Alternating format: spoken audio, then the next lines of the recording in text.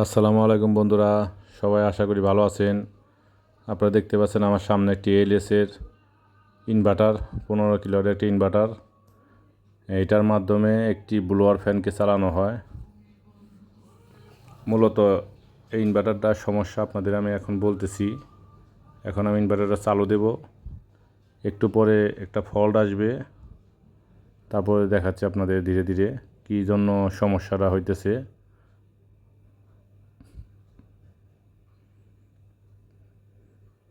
আস্তে আস্তে রান হয়েছে ইনভার্টার, এম্পিয়ার শো করছে। এই যে ফল চলে আসছে অলরেডি।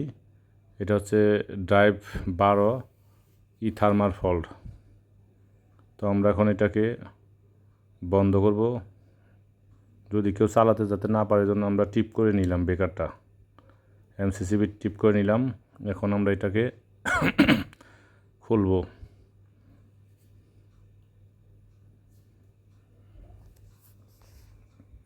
এটার মূলত সমস্যা হয়েছে মোটরের ব্লোয়ার, মোটরের পাখাতে সমস্যা হচ্ছে ভিতরে।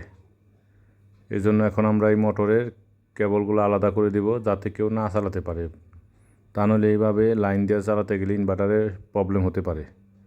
এখন আমরা চেক করে নিতেছি পাওয়ার পুরোপুরি অফ হয়েছে কি না। যে পাওয়ার অফ, এখন আমরা মোটরের কেবলগুলো খুলে দিতেছি।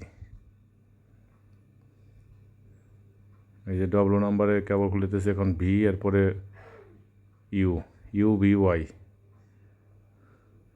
এটা সাধারণত মোটরের ডেল্টা কালেকশন হয়েছে। ইনভার্টারে সাধারণত মোটরের ডেল্টা কালেকশন হয়।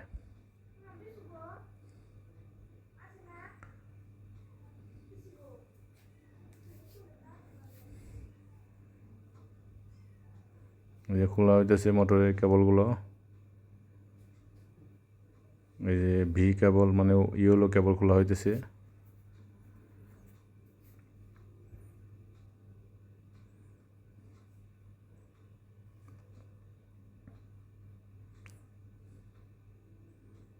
তো আপনারা দেখতে থাকেন ধীরে ধীরে, আমরা আপনাদের দেখাচ্ছি সমস্যাটা কী কারণে ইনভার্টার মূলত টিপ করতেছে। এখন নাটগুলো আবার ওই আগের স্থানে লাগিয়ে রাখবো। ইনভার্টারের কভারটা এখন আমরা লাগাইতেছি। এরপরে ইনভার্টারের ডিসপ্লে ইউনিটটাও এখন আমরা লাগিয়ে দিব।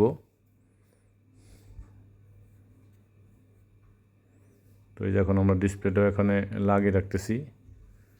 এরপর আপনাদের ফল্টটা আমি দেখাবো, কোথায় ফল্টের কারণে এই সমস্যা হইতেছে।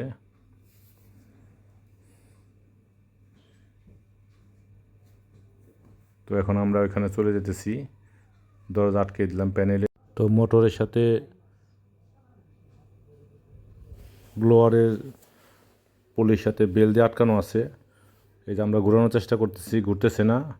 সম্ভবত পাখা ভেঙে ওইখানে ফাইসা গেছে বা মোটরের শেপের বেরিং ভেঙে গেছে, এই কারণে এটা ঘুরতেছে না। তো আমরা চেষ্টা করলাম ঘোরানোর জন্যই, এটাই সমস্যা। এই জন্য মোটর ঘুরতেছে না, বিদায় ইনভার্টার টিপ করতেছে। ওকে।